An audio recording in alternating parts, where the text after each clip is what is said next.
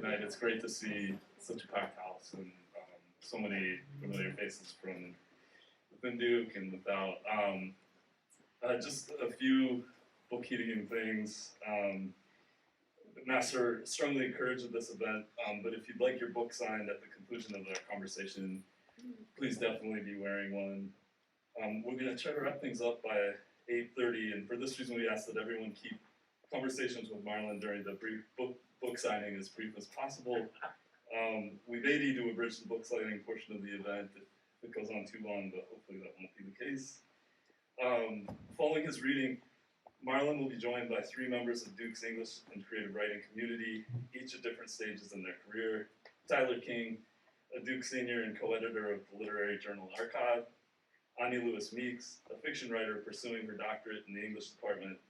And assistant professor of creative writing, Misha Marin, whose second novel, Perpetual West, is out with Algonquin Books. And I guess I never said my name. My name is J.P. Griffin. As we planned this year's Reynolds Price reading, Misha and I had drawn insight and inspiration from Duke's robust community of writers, students who are so driven by a love of the craft that they pursue it not only in the current classroom, but through online workshops, through internships with publishing houses and literary agencies, and through countless campus literary organizations. I also just want to note here that when Marlon saw the 4 short stories up for workshop this afternoon, he assumed they were grad level workshop stories, so I feel it says something about our writers. It was a pleasure to share the second novel in Marlon James's Dark Star trilogy with the community of writers in my Introduction to Fiction workshop this semester. Like the incantations its protagonist, Sogalan, doesn't even know herself to be uttering, Moon Witch Spider King seemed to work its way into our blood. As fiction writers studying and learning from a master of the craft, we found that Marlon's novel challenged and rewarded us, especially if we, like Sogalan, were patient enough to learn. In the court of Fasisi, we meet a Duque and a Beke, self-described divine twins who call themselves Ibeji. A trip down Wikipedia wormhole tells us that Ibeji are not unique to the world of the Dark Star trilogy. These divine twins recur in the Yoruba pantheistic tradition and throughout the diaspora, but that in places like Brazil and elsewhere in the New World, where such faith traditions were repressed, they have come to be known by the names Saint Cosmas and Saint Damien. Earlier in the novel, we learned that this same court of Fasisi is descended from a divine blacksmith king who spoke to a god of lightning and fire. His name is Akun, which sounds not a little like Ogun, the blacksmith king of the Candomblé spiritual tradition, known in Haiti and Louisiana by the names Ogu or Saint Jacques Majeur. As legend has it, Ogun was a master of metallurgy, a smelter of iron who cleared a path for the other gods to enter Earth. For many of us, this will be a peculiar myth. That is, until we realize that it is already known to us, that in fact we've heard it many times as songbook and storybook. But in the version we've heard, Ogun goes by the name John Henry. As I read Moon Witch Spider King and its prequel, I am struck by an uneasy sense of recognition, a sense of a world which is totally unlike mine, and yet deeply known to me. What seemed clear from the first pages of this novel is that people are going to be reading about and puzzling over and delighting in and talking about these books for a very long time. Please join me in welcoming Marlon James.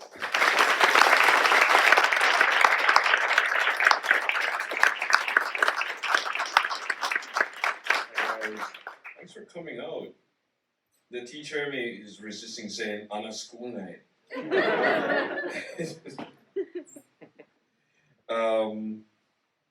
So I was thinking about the origins of this novel and this trilogy, and thank you all for coming. And some of you may know this. I gave this speech a few years ago. The J.R.R. Tolkien lecture. It happens every year at Oxford. And I had to confess how my book came out of a fight concerning J.R.R. Tolkien. Because it was around 2010, and I don't remember who, New Line Pictures, whoever, announced the cast for The Hobbit.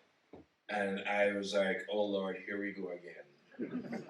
Another all white cast, another no nod to diversity, nothing like that.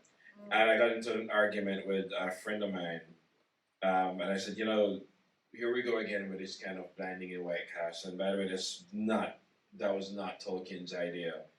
Tolkien has been resisting and mocking and disassociating himself from Nazis from the get-go. But anyway, my friend said, well, it's a British story and it's based on British mythology and it's European this and so on. And I was like, dude, Lord of the Rings isn't real. Wait, what? I know. Need a minute? Yeah. Wait till we get to Star Trek. I'm good. But the point being that you can do anything with it. If there was an Asian hobbit in the Shire, nobody would have cared. And then I said, you know what? Keep your damn hobbit. I said something way less radio friendly than that. But it's what it did though is, and I said this in the lecture. The lecture is actually really about mythology. And I say what it does for a society when they have their myths. And Margaret Atwood said this once. She said, human nature hasn't changed in 1,000 years. Just check the mythologies. And then I realized I didn't have a mythology to check. I talk about how, I don't think the average British person sits down every day thinking about King Arthur. I really hope they don't. But the legend of Camelot is essential to the British identity because it reinforces this idea that Britain was always civilized, Britain was always chivalrous, Britain was always sort of sophisticated, when Britain was one of the most backward, deep-ditch places of the Dark Ages. When the Romans got there, they were appalled. But the myth is so essential to Britannia. And I can mock it all I want, which I do every time I get. But then I started to go, well, where would I be if I had a mythology? I had folklore. I knew a lot of folklore. I knew my ancestors' stories and so on. But a lot of the sort of the mythology, the religions that those came from, I didn't know because for a lot of people growing up in this side of the world, ground zero is slavery. And you're lucky if you get an African history course. I was very lucky. But the history and the history did fill some sort of void. What I was missing were the stories we tell each other. And so when I went looking for my mythologies, I didn't go looking to write a novel. It's then when I started reading, I go, this shit is crazy. And then the story started to write itself. So I'm going to read a section. It comes way in the middle of this. And this is the second novel in the series. The first is told by this character, Tracker. And that's what he is. He's a tracker. He's kind of a hunter, a bloodhound kind of a person. With a remarkable sense of smell. And his main antagonist in that first novel is this woman called Sogalan. So I thought, what would be more fun than have that antagonist tell the second story? And this is in the middle of it, and Sogalan is so far away from the whole mission in the first novel that she might as well be a different person. And to set this up, she's been living with this soldier named Keme for a while now, which occasionally is amusing since he has a wife, and she also lives there. But they have a kind of an arrangement. The other thing you should know is that Sogalan all this time also goes to these fights at night where she goes disguised as a boy and she fights to the death. Which is not what you want in a family situation, but they don't know. So anyway, so she's secretly no-name boy who wins every fight, and she is living in this house as a sort of live-in mistress. So this also happened in the third year, the year when I stopped counting years. for a year of moving forward also mean a year of leaving things behind. And the leaving behind feel like accepting fate, the times, cowardice, or just a slow move of days from dawn to dusk to dawn again. So I tell myself as year jump on top of year, but come to pass this do near the end of the Gurundala, the 10th and second moon.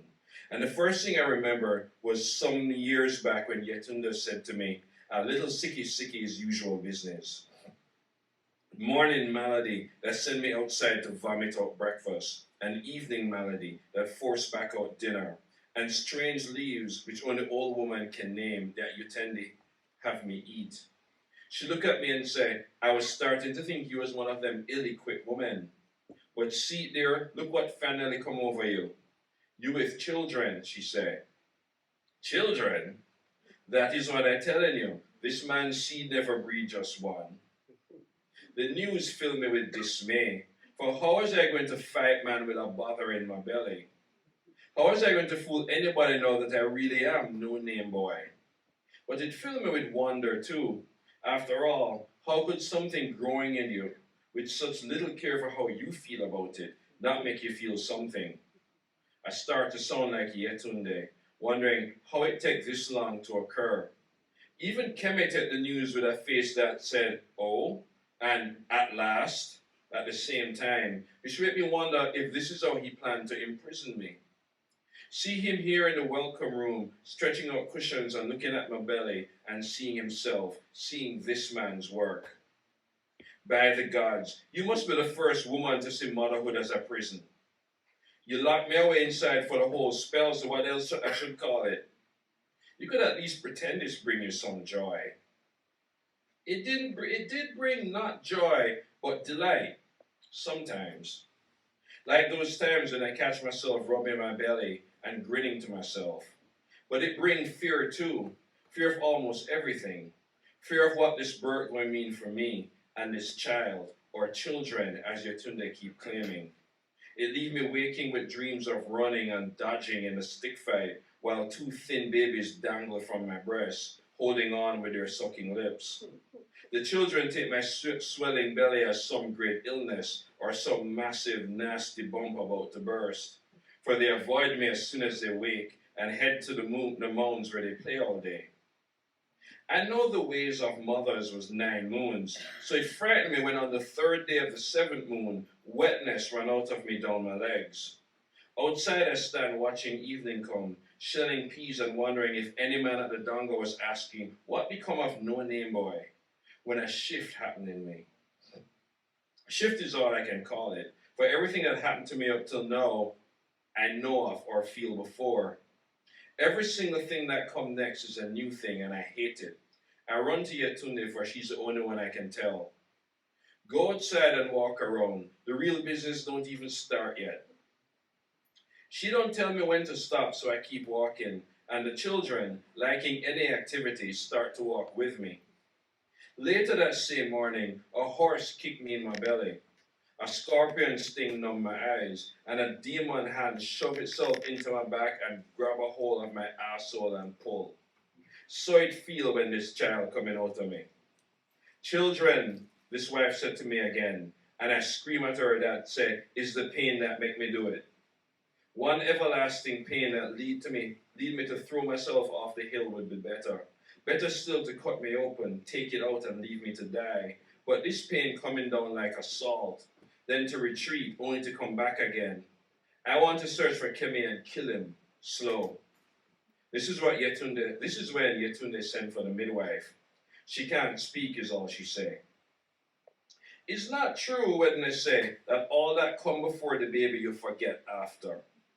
I still remember the horse kick pain and my body screaming to push and the midwife waving her hands to say not yet, and me howling at her, then when you shriveled silent bitch. And I still remember each time Yetunde and the midwife look at the time glass, then each other, then at the time glass again. And I still remember one of them saying that it's not for the man to be here when we scream out for Kemi to come so I can kick him in the face and knock out at least 2 teeth. That make the midwife laugh, but no sound come out of her mouth. It's total dark when you tune the show that I must push for real now. And I scream, what the fuck you think I was doing before? But my body start push without me. And the top of my belly rip open too. And I want to shit out the world. And my knees gone numb in the squat. And everything is wet, wet, wet and red, red, red. None of this bitch tell me. Not even the moment when your head about to tell the body to surrender, only to see that he'd surrender a long time. And all I can do is huff and puff while a voice that sound like me say, these are the things that must happen to you. I still remember how much I cried in front of this wife, and how she looked at me blank like I was giving her a gift that she have no use for. And then one slip out, and the mute midwife come at it with a knife, and I slump over. But then Yetunde say, another one. And I think, fine, if there's another one, so be it. And then she don't say anything more. She reach under me and catch 2 times more. And one have a strong cry that would wake people asleep a day away. The other cry too, not as strong, but nothing coming from the other two. And I shout, is what? Is what? Tell me if they're dead. Tell me, you silent bitches. And there they go again, looking at each other, then at the swaddling cloths. Is what? I shout again. Trust the gods, she said to me. I want my children. Give them to me. Rest no, girl. You give me my fucking children. Yetunde give the midwife a look and she nod. I am on the floor trying to sit up. They bring over the first 2 babies all wrapped up, one with eyes closed and the other but open but looking all over, for everything is new. Then the midwife bring over the other bundle, but walks so slow that it looked like she about to faint. I yell at her again to bring me my children, and she hand the bundle to me. I pull it open, and even I nearly drop them. Inside, one is sleeping, the other is awake. Both of them lion cubs. Outside, I can hear them pacing and twitching, wondering what they're going to tell Keme, when they should be wondering what Keme is going to tell me. My head won't settle. It gets wicked and full of ill will. But then it get fearful. Then it get mournful. Then all of that vanish in wonder. Everything run through this unsettling head. That Yetunde is about to walk right back in and say, it's a little joke I did play on you. One of them jokes only she find funny. This is witchcraft, meaning I fall under the curse of witches. That this is witchcraft, meaning I am the witch. That some enemy put a curse on this house or on Keme, and nobody need to tell me, see they need to tell me. That a shapeshifter is nothing strange for Cece, especially lions. And anyway, my middle brother used to fuck a snake. I think to grab both of them and smash their heads against the wall, but they also fumbling their way to my nipples, hungry, and I can't do nothing but let them feed. The other two, a girl and a boy, both have skin dark as me. But the boy already have hair on his arms and legs. He opened his eyes and looked at me, waiting for whatever it is that I don't know. I don't know what to say or do, and yet Tunde not inside to teach me of mothering, so I push him to my left breast and he sucked too. There I be on the floor, but I can see myself looking at me on the floor, the afterbirth in the corner luring flies, while a cub and a boy feed their full of me. None ever come out of Yetunde, this man said to me. He stepped into my room like he coming home from war, or from conquest, or from something I don't know about. His helmet off, but still in chainmail and irons, his way of saying to me that wherever he coming from, he's soon going back, so don't even start any fuss. You come into my room and that is the first thing you say? It's you them come out of, it's you who put them in there. I still on the floor, getting furious that this is what the man said to me after he made me squat for 4. How, don't even dare say it. I was going to say, how it come to pass that my own wife never, but you, what you saying? You think me out there cuckolding you with some cat? No.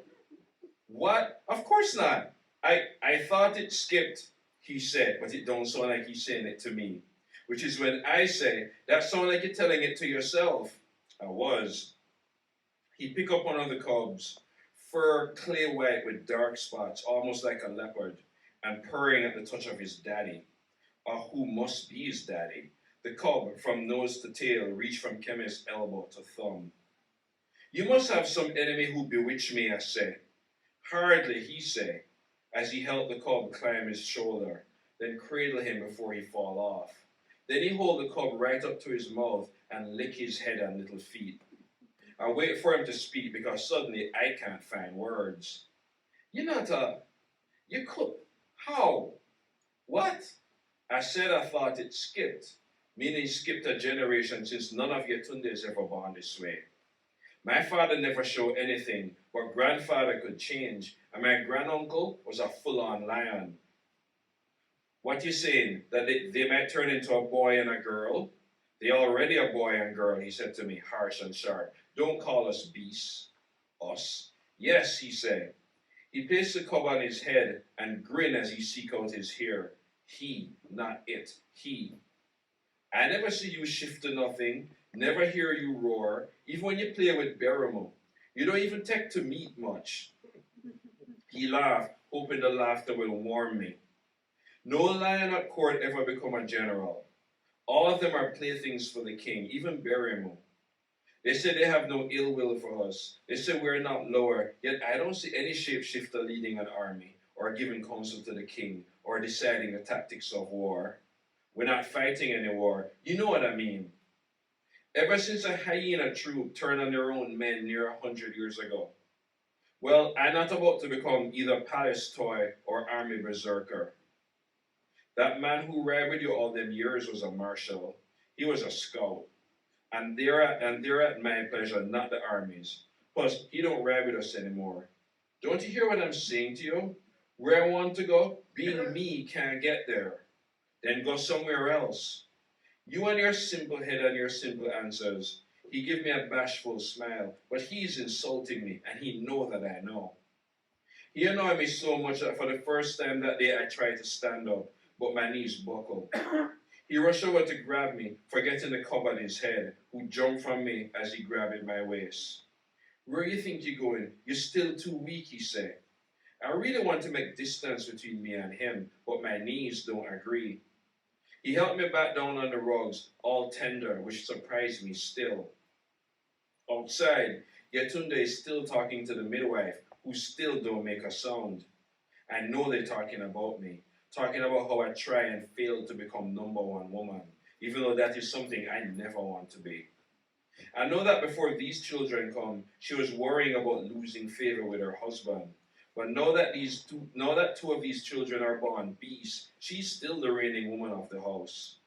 It don't matter how many times I tell her that I don't want to be in charge of this house, she could never hold the thought in her head for long. The thought that a woman would want or would want anything else. I tried to be a motherly woman and not think of the stick fight. And you think nobody know?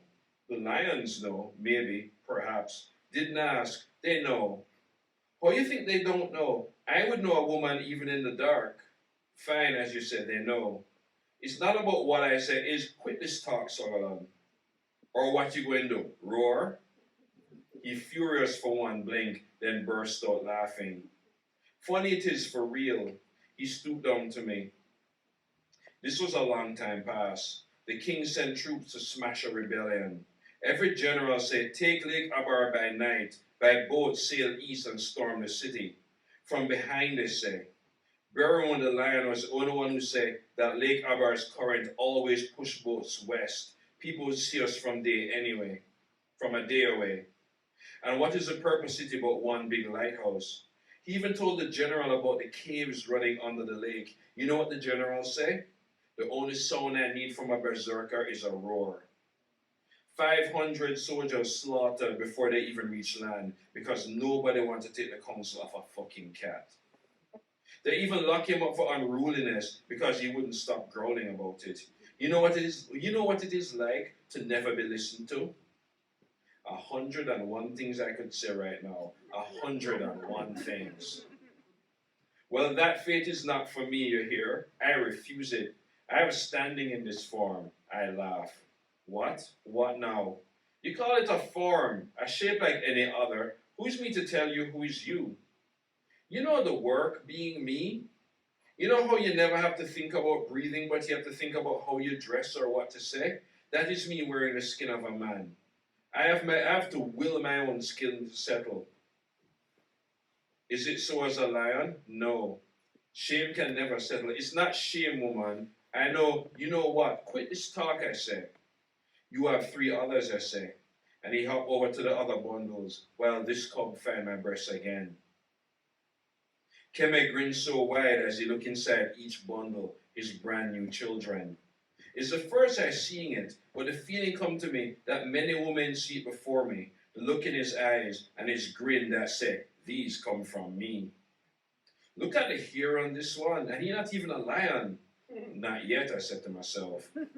He's cradling all three now, shushing the first girl as she started to cry. I know her cry already. And there it is on his face, a new look I'd never seen before that I can't find words for. Like surrender, but not. Or like sweet bliss that come after he come, but that's not it. That is not it. Or like relief, or satisfaction maybe, that don't know what that look like. Or maybe it is a look that only fathers get when they see their pride.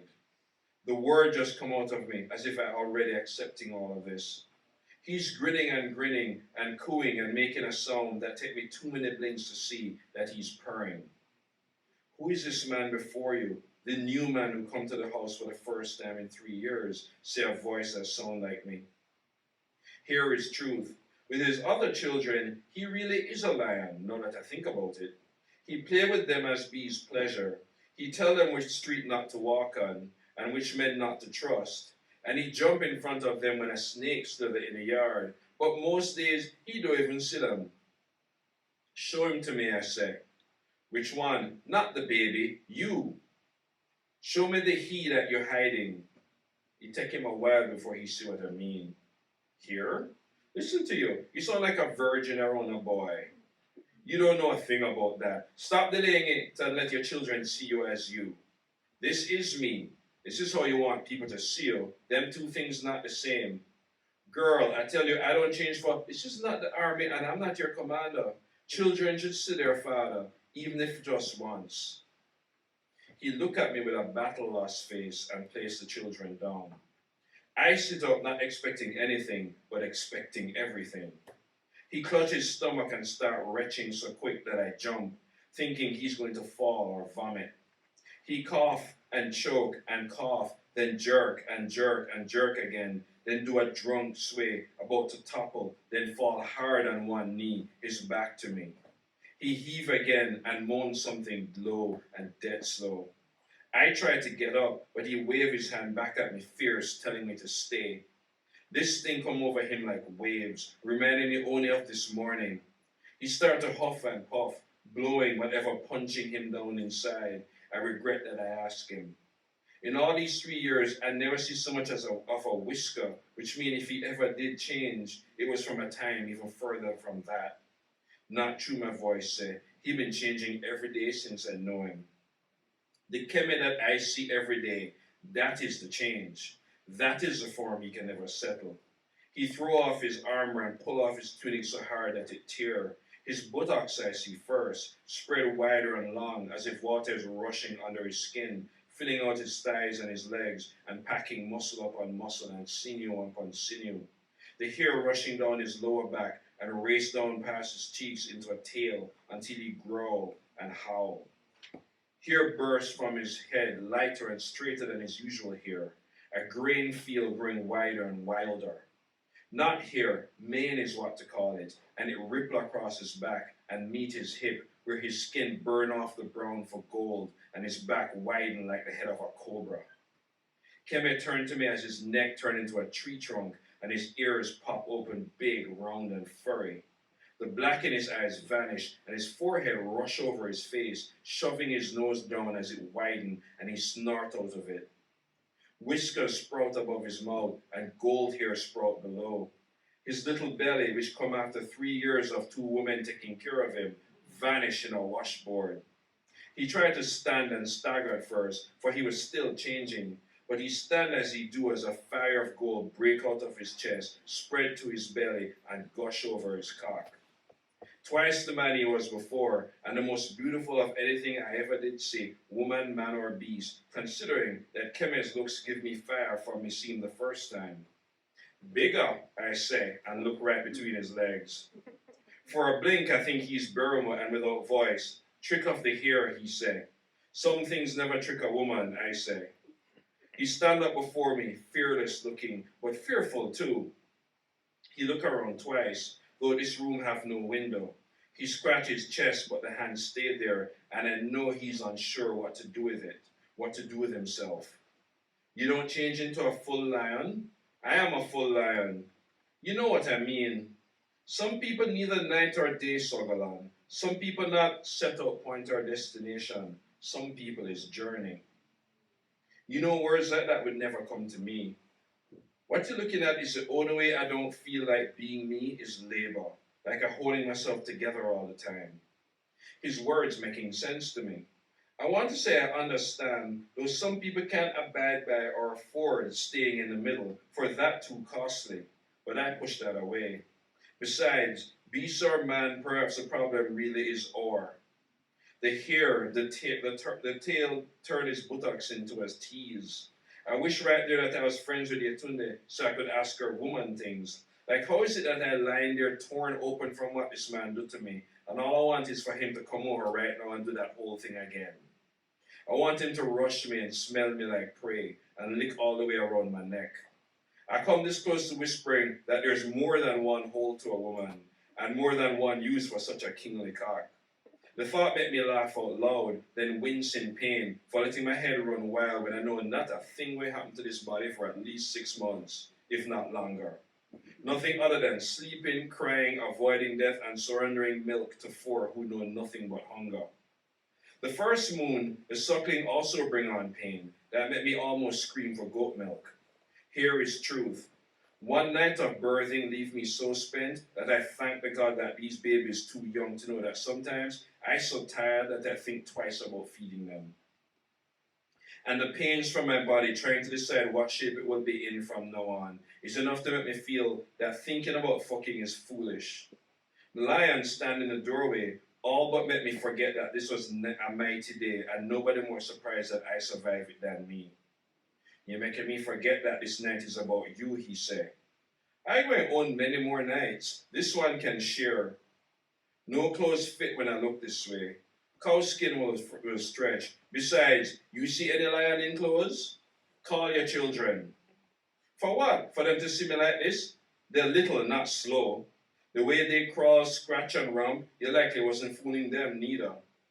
He turned to the doorway, still unsure. He's still buckling a little. He's still a young boy who decided one day that the only way he could show himself was to hide himself. Keme, by the gods, woman, wait, he said. Even his snap has the mark of a lion. Children, he shouted. No, not like that. Call your children, I say. He turned to me again and I smiled, hoping that it will wash the doubt off his face. Then he lifted his head and roared. Thank you.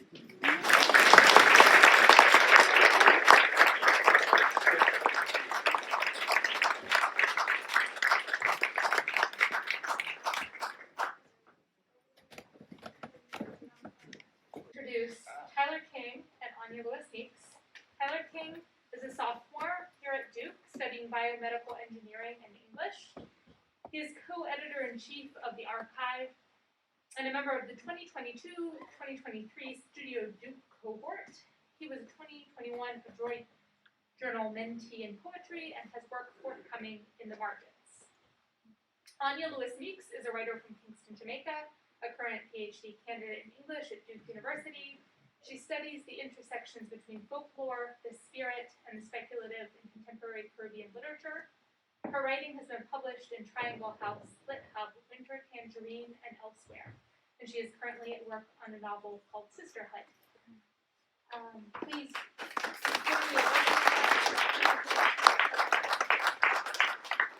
You're not a creative writing major? So we don't have a major specifically at Duke. Right. I have an English major. And you wrote that story? Thank you. God. I'm a little intimidated.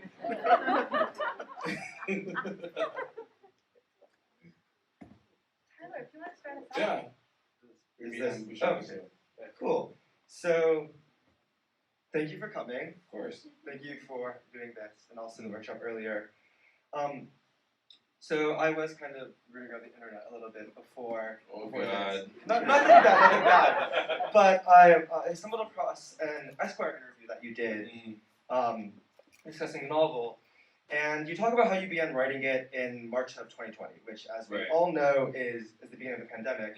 You talk about how you thought like the time and like the situation caused you to just like write a lot. You said it was a very prolific time, the second longest book you wrote, but the second shortest time Right. it took. And so, you know, here I think a lot about like the writing community. Right. And so one of the things that I was wondering is, I guess this is a true wrong question, but first, like, how did that situation did it change your view on the process, or did it affect your process in any way? And then did that also affect like how you view writing community, or I guess you're also just in general your views on building that, or because I guess we all think of writing in a sense as being kind of a solo thing. Yeah. But I don't know if you have any insight on that. I mean, I think writing is a solo thing, but I also think writing is community. I think, particularly when you're in college or you're doing an MFA or so on, and I teach creative writing, which I'm also hugely critical of teaching creative writing. Most people teach creative writing. But the thing about it is that for a specific time, and for some people, it's only when they're in an MFA or when they're in creative writing, or they just happen to be in a good class, that they get to write in the spirit of community. And I think that is a crucial apprenticeship for a writer. And those of us who are lucky get to keep that. Like, I envy Margaret Atwood. She still has the same friends who she sort of lock up in a room and they read her books before they come out. And I'm like, I need to imprison some friends and force them to do that. So, I think that even if it's not something that you need forever, I do think there's a point where writers need community. I think this mic is going in and out. I do think. Oh yeah, we can. Oh wait, this was also. Are you hearing me now? Yeah. Oh yeah. This was just coming loose. Yeah, I think there is a point where we need community and we need outside feedback, and also there is something about reading while you're writing, and I actually noticed that when my friends are actively writing, they give me different type of points than when they're not. Which is not, it's not necessarily better or worse, but it's different. As for COVID, I like a lot of my friends. Funny enough, we were all writing fantastical stuff or historical stuff, anything to get us out of the present. And I think that for me, it's that I think it's Terry Tempest Williams said it, or maybe Patricia Hamble, that she writes so she can have more than one life. And man, did I need another life in that pandemic. I wrote the first 100 pages on my boyfriend's sister's dining table. It helped that everybody in the house was writing. Not necessarily, I was the one writing fiction. So in a way, it still became direct community, even though we weren't writing the same thing. And I forgot the first part of your question, which I really want to answer. About how I guess the first part of the question was about process and how that changed. It didn't really change much. In fact, I think that's one of the things that gave me a sense of normalcy, sticking to how I write. I tend to sort of keep business hours. I start writing at 10 and I stop writing at 6, and I don't really care where I am, I'm done. And I sort of show up for work and write. I was at a panel and so I was talking about how they write when they're inspired. And I'm like, man, I haven't been inspired to write since I was 16. I just do the work. It was one of my creative writing teachers said if you set a routine, and routine has a lot of negative connotations, so I use practice. So that if you set a practice, the muses will show up. And I agree with her. I think that the muses or your creativity or inspiration, whatever it is, I think they respect discipline. I think they respect that you've committed. Because the writing is a relationship. and you know, just as how people respond to gestures of commitment, I think your creative center responds to that as well. Sorry about that. That's fine. Thank you. So, this is a little bit off, not what I was thinking about earlier, but you just said that like writing is a relationship. And earlier in the workshop, we talked a little bit about kind of characters having their own life, having their own interior life. So I'm wondering if you could just if you have any comments or thoughts on that, and actually like if that's relevant to this novel, obviously, because I know you talked about how you started in like the third or fourth section of the book. Right. There's this very, very long first section, and I'm wondering like how those two things are related. I do think characters have an inner life, because I consider my business to find out and snoop around and mess in your business and ask tough questions. Like I said in the class that to me I feel almost like I'm this journalist for imagined people. And I also want to know. I want to know what my characters are hiding from me. You know, I tell my students, you know, before when you'd hear an argument, you'd go the other way. Now I need you to go to the argument. Oh my God! I remember once my next door neighbors had a fight, so I grabbed the glass and put to the wall, because I'm like, I'm gonna get me some dialogue tonight. And the guy says, you know what? I'm gonna take a trip to Planet Me. He did say that. And I groaned so loud. They're like, I think somebody's listening. And I was like, I almost went, yeah, give me better lines. The point being that, yeah, I'm always, I think, you know, one of the reasons why my books end up going long is that I'm always curious about how did people end up in this room?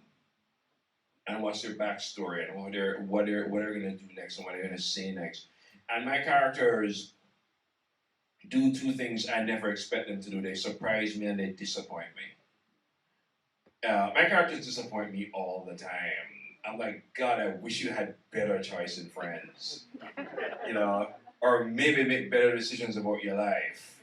Or don't fall for that guy. Even Sutherland, he's like, really? You're gonna be in a relationship with somebody who have a wife and somebody else on the street? This is your idea of a family. Not that I'm judgy or anything. I'm totally judging my characters.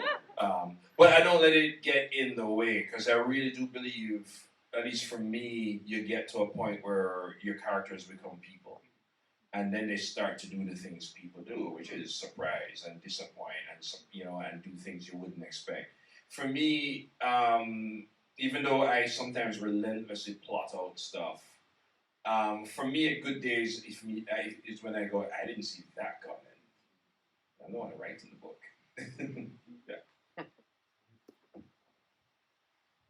Yeah, so I guess I'll ask the kind of next set of questions. I guess. Yeah, it appears, you know, we're going in order one by one. Thank you again for talking to us. And maybe my questions then will come from a little bit to do with your introductory talk. Right. And then also the reading. Starting with your kind of like mythology like thesis. And also going back to JP's earlier comments. And thinking specifically about your bringing up like the sense of needing to look for like the history, like stories in like the archival research for this project, right. And thinking of like pre-colonial Africa as like both like very rich in that as like a resource for that, but also maybe too about like how the Caribbean and like Caribbean folklore fits into that as well. Right. And you said in Nancy, there's like Moonlit Spider King, you know, it's like it's impossible to get away from it. And so I guess I'm wondering too, like about the process of that research, right. but also about like where the Caribbean, if it does, fits into this. I still think, I mean, I this is a fantasy, speculative fiction, whatever you want to call it, on all the African myths and histories and legends, but it's still very much a Jamaican book. It's still very much a sensibility of I still think it's a diaspora kind of book. And I think even in terms of the language, I was trying to hit somewhere like pidgin, but landed in just an older version of Jamaican patois, honestly. Fair, Yeah. But there are certain things that I kept, like in some languages where numbers only go to 10. So they said 10 and 2 instead of 12, and so on. And there is still that, a lot of the stuff I learned was still processed through a Jamaican folklore lens. And Nancy kind of appears in Black Leopard, not quite what we expected him to be, but he is there. So, so there is that, but I think the mythology for me that I did a lot of research on, for me, it became a kind of a history, because even everybody's mythology was a history once or a religion once, and I wanted a world where these characters take these things seriously and act as if they're real and act as if the world is real. Because if I didn't do that, I'd just end up with a fantasy novel with brown people. And it's very easy to write that novel. I just need to have lots of battle scenes, all that kind of do. Have dragons, even though I kind of do, and so on. But there is a way to tell a fantasy story that is still very indebted to a European sort of way of telling a story. And I wanted to get away from that. But I don't think I ever lost my sensibilities as a Jamaican author or as a Caribbean author. And even the way in which those characters weave in and out of a Caribbean. I don't think there's any separating of two, and I don't want to.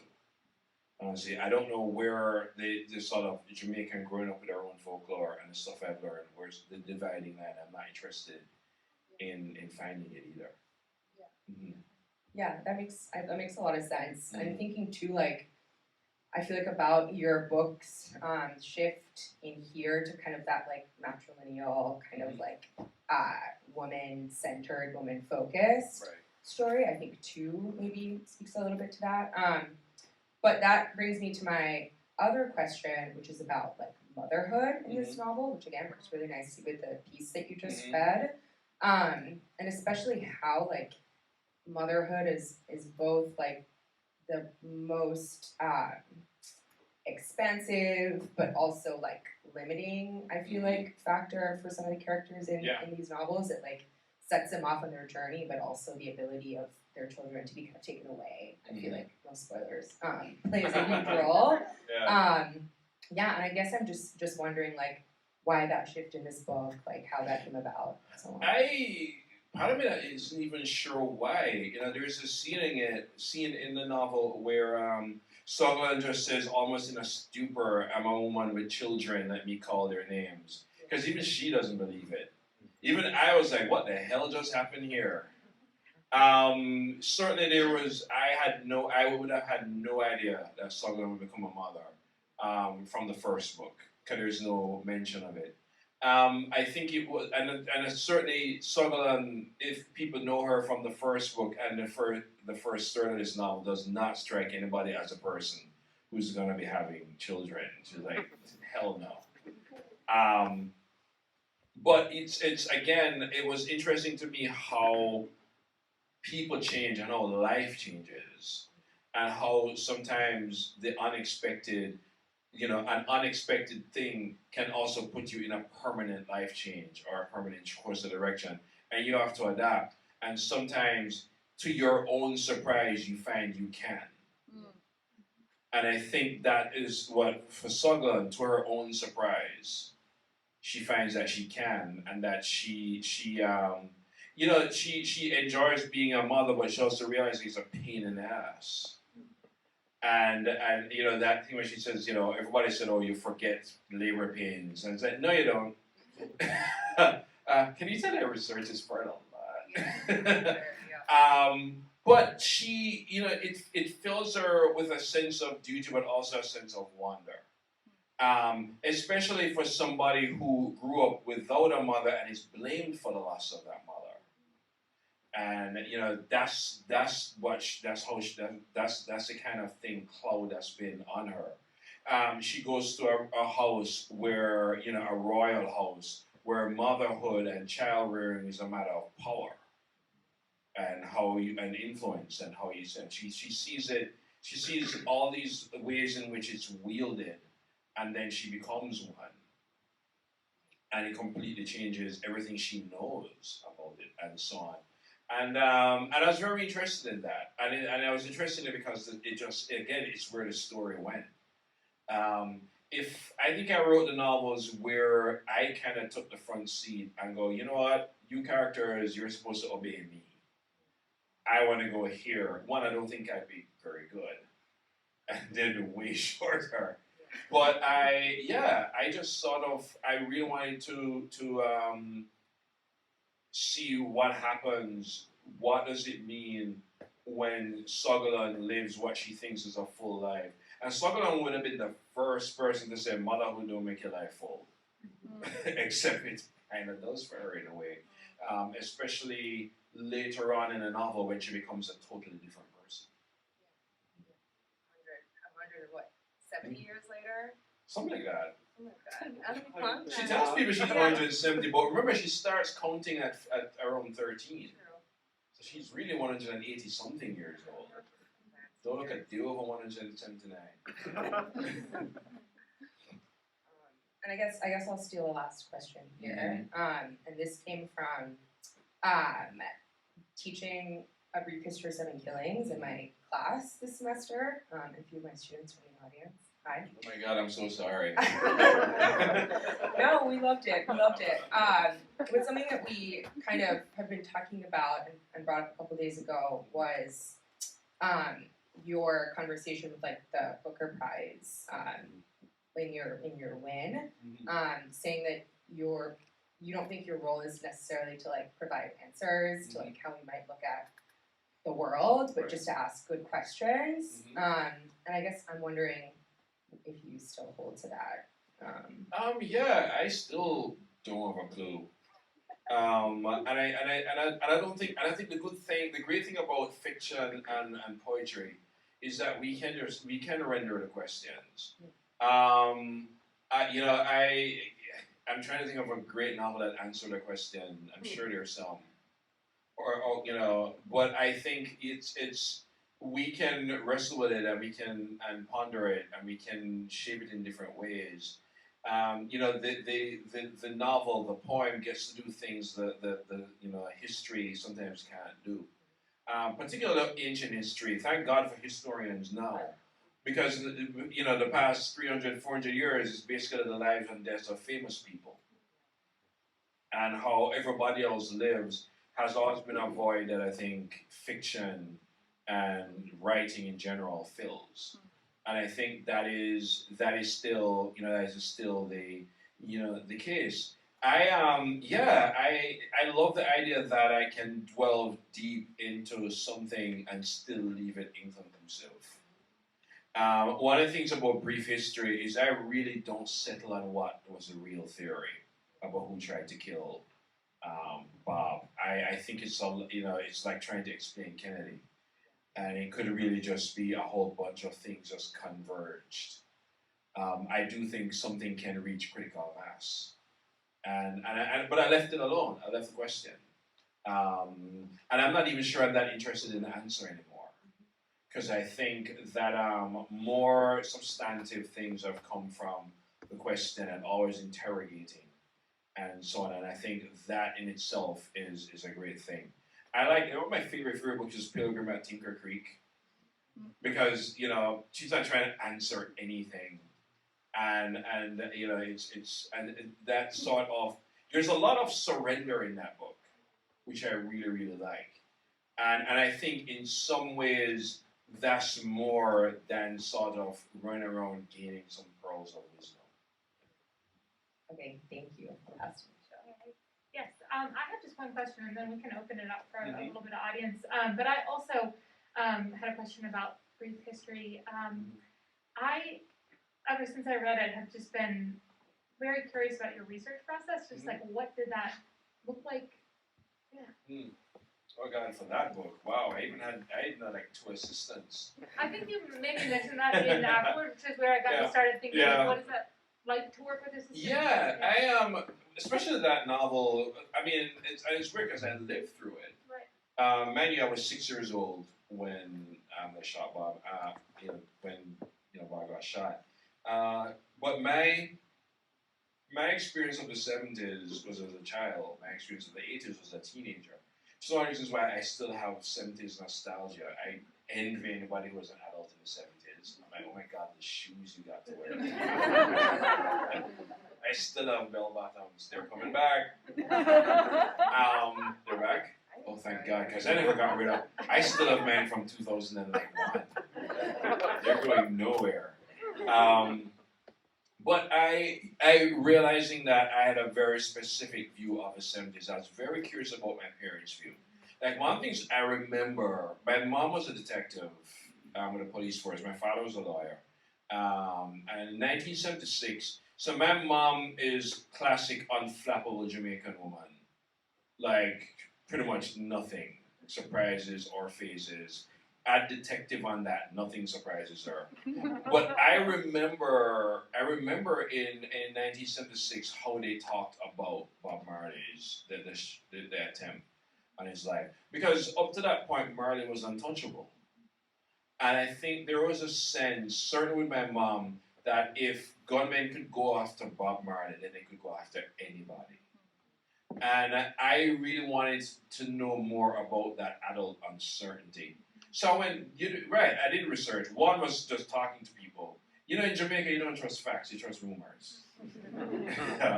So, I go up in the hills. No man would cry talk about George who had met the firelight, so I'd go find Georgie and ask him. I could find members of the Whalers. I remember the person who told me that Bob really was thinking about forming a third party. Not that he's leading it or anything. So there is a lot of that. There's also reading a lot of the type of documents that he couldn't get in the 70s, or going back and digging up old copies of South magazine. Those of you who remember South. Reading Struggle in the Periphery and so on.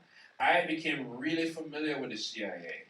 I read all of that stuff. It's funny. I for the most part, change all the names to protect the guilty.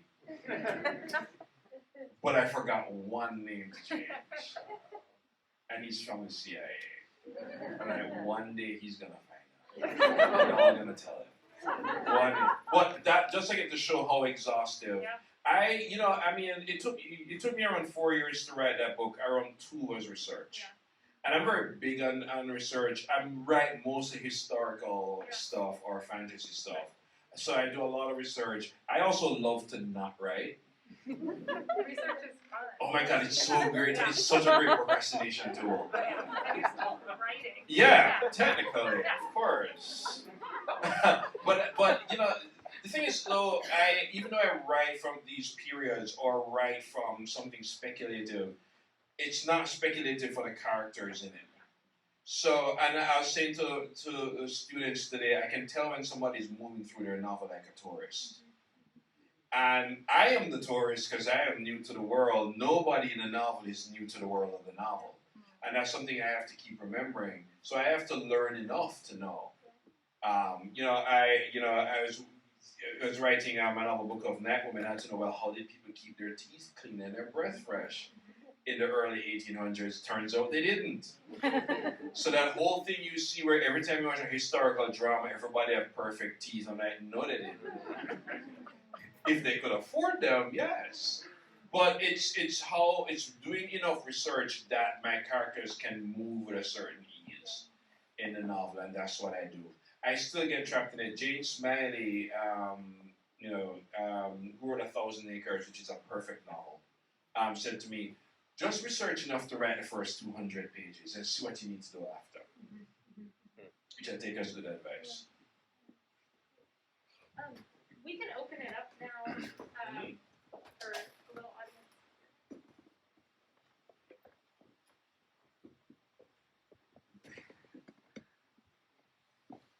I was standing in the class before, I am a teacher, I will just point. I know to get students to talk.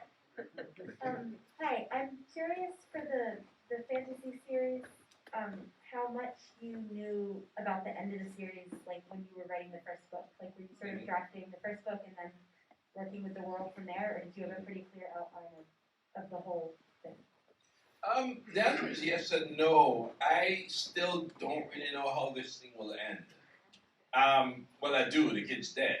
Spoiler alert. I'm sorry. But how they get there, I still don't know. So I do very contradictory things. I have books and books, page after page, grid of notes. I literally draw diagrams and I map out everything, and then I start writing and promptly ignore it. Because I think what I was doing is just getting the clutter out of my head, so then really think about it. Because the thing about, I like plotting, and I actually think it's something that I notice in a lot of in creative writing programs people don't teach enough. Like plotting is like the stepchild, and I'm like, every story has a plot. Mrs. Dalloway has a plot. So I do think about that, and I do look at plot as the engine, of the story. But as I said before, at some time my characters become people, and they don't give a shit what I have in a plot book. So it's sort of both, where I really try to work out the architecture of a story. Sometimes, by the way, that doesn't happen when I begin writing it. Like with Moon Witch, with the Black Leopard, even with Brief History, that grid didn't happen until I was like 70 pages in, and I'm like, okay, I've bitten off more than I can chew. I need to see this on the wall now. Because I do believe in one, writing to the end, but also believe two, writing leads you to what you need to write. And that can be frustrating for me because, as I said in class, I'll write 50 pages and I go, oh, this is not what I want to do. Okay, I figured it out now. All these things that plotting or excessive plotting before can limit. Because what you can do sometimes when you do that is that you're not writing, you're just connecting the dots. It's kind of like, one of the reasons why I have stopped, for example, and I don't necessarily think everybody should do this. Like, when I'm writing, I don't stop and read over and then write. Because then I feel that I'm not writing as I move along, I'm correcting. Now, bear in mind, that's only for some people. I know some people who simply cannot move ahead until they're secure in what they left behind. That's also perfectly fine, as long as you know what kind of writer you are. Because I've seen people not knowing who they are and then just fumbling. I'm like, no, you're the person you need to close that chapter and it's solid and you can move freely into chapter 2. Whereas I am just going to fly blind until I reach somewhere where I'm going, yeah, I'm done. And then go back, oh, what kind of crap did I just write? And that's sort of my part of the process, which is not the answer to your question, but we went totally off into a total different tangent. I just had to be on the opposite side. So. First, we find out hobbits are real. I know. Oh, this is gonna go well. This is not a good night for you. Wow. Okay. Strike 2. This is just dovetailing off of what you said. I know that you designed the maps for both of the books, and I was just wondering what part of that was within that plotting you just had talked about. That's a good question. Designing the books was a lot of fun because my previous job was illustrator and a graphic designer, and I used to draw storyboards and so on. So that was fun. What was not fun is realizing in the past 15 years, Photoshop has changed. Yeah. Turns out software updates every year. Who knew? Oh my. I just didn't know what I was doing. So the maps thing work in 2 ways. Like I think I started writing very loosely, none of which appears in any book. And then I started to scribble just a rudimentary map so I know where I am. Edith Wharton said, setting is a definer and a confiner. Yeah. And I've always liked that. Because the ease in which I can write a novel about New York wasn't the ease, or Minneapolis, wasn't the ease in which I could write a novel about the North Kingdom, because I didn't know it as well. So the maps then start to define the world. So I know a character couldn't just turn left or go south, because there's a swamp south. Right. So I had to, it made it clear to me the way St. Paul is to me, if I write a novel set in St. Paul. And I had to get there. So the maps started out when the novel sort of started out. But then things happen. When I start to write the novel and get more complicated, then that starts to change the maps. Yeah. So they start to feed into each other, where the maps makes the world initially plain. Then I start to add detail, which brings details to the maps. And then what happens is that later on, like a book or two later, I realize, oh, I can't have them go that song street because there's such and such there, or so on.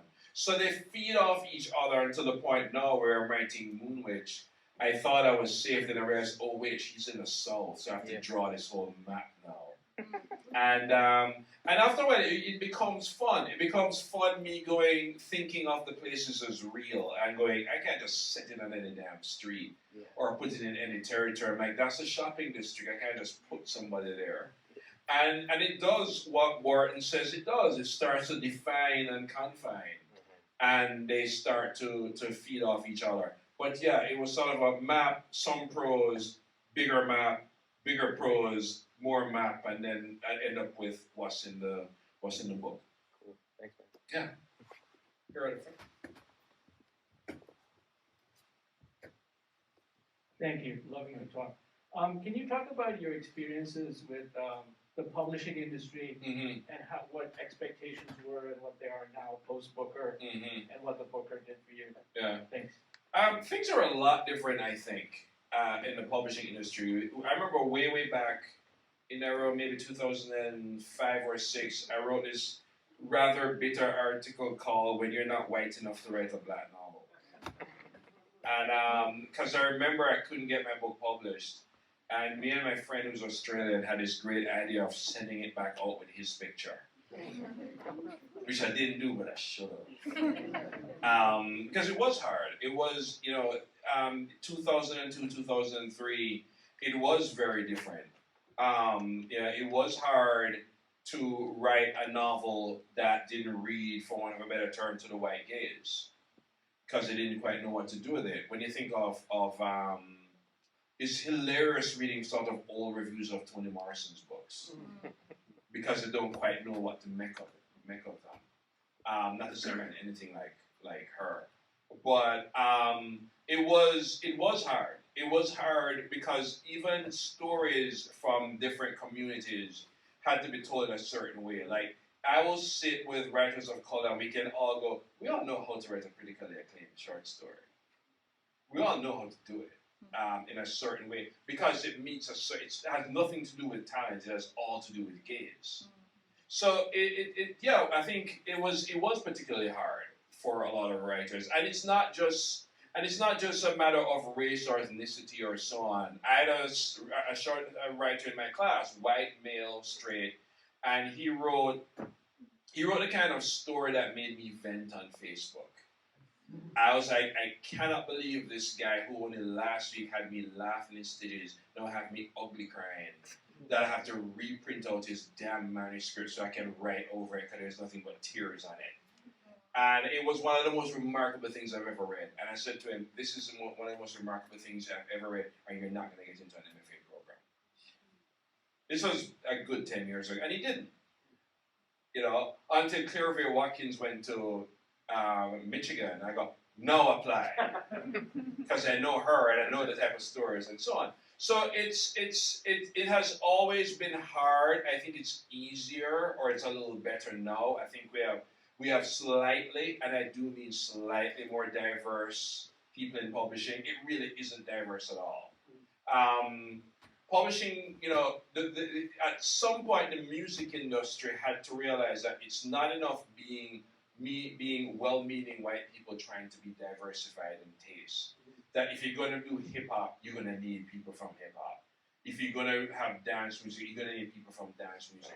And the kind of diversifying of the industry that sort of happened in music didn't happen in publishing. And it still affects it, no matter what people want to say. There's still a matter of we want to keep the old guard, we'll just open our eyes wider so trust us. And I'm like, okay, I now have a bridge to sell you.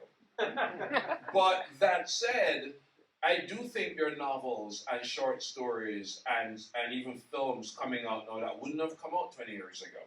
Because I've been here 20 years now, I know. And I think and they're editors that I wouldn't have seen 20 years ago.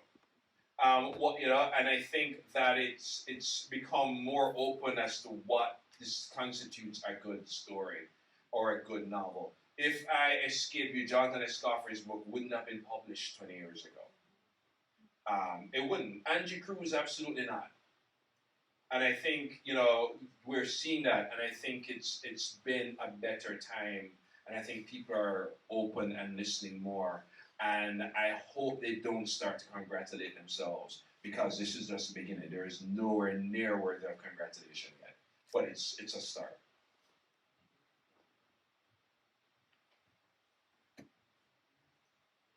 Thank you. It's a pleasure to hear you read.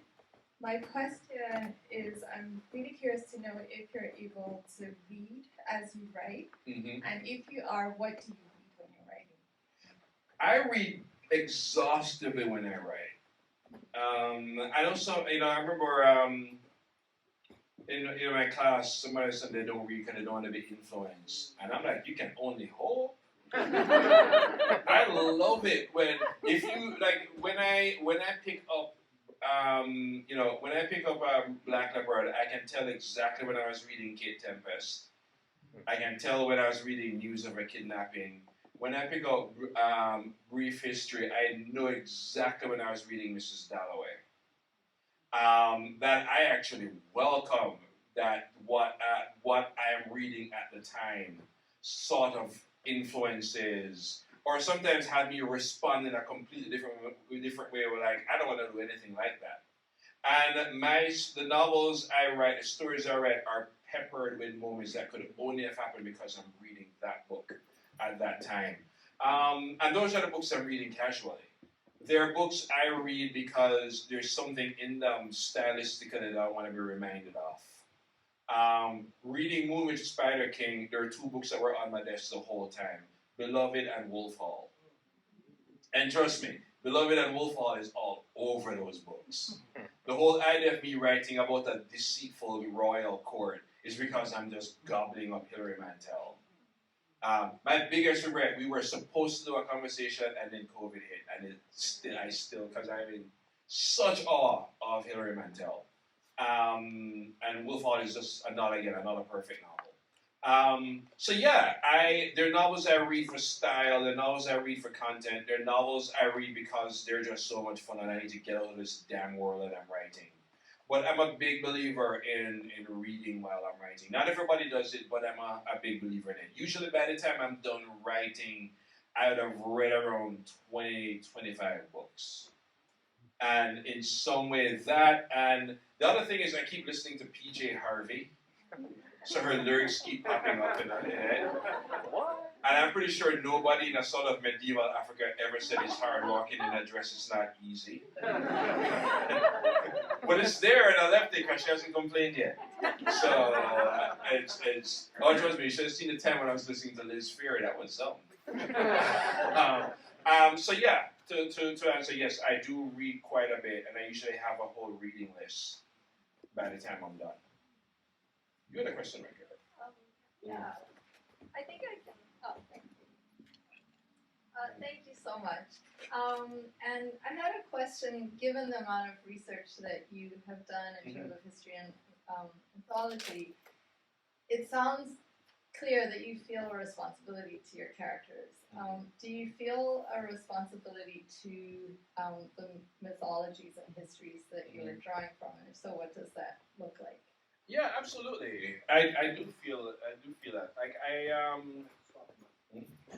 I will take liberties with history.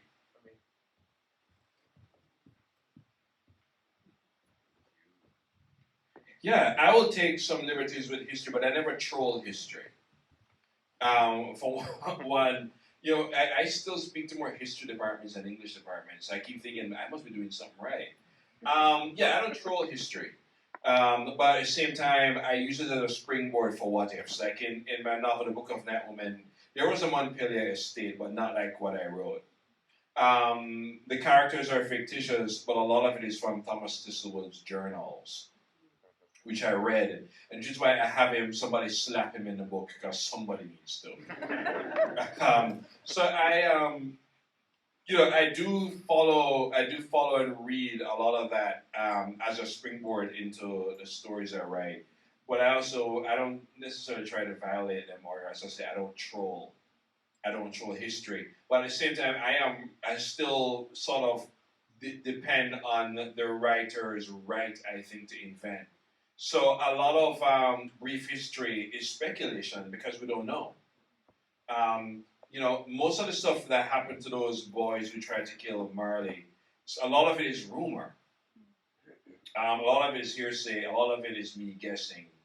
The character, the ghost in the story, is me imagining certain things, which then I make the ghost relative, and it seems I got some of it right.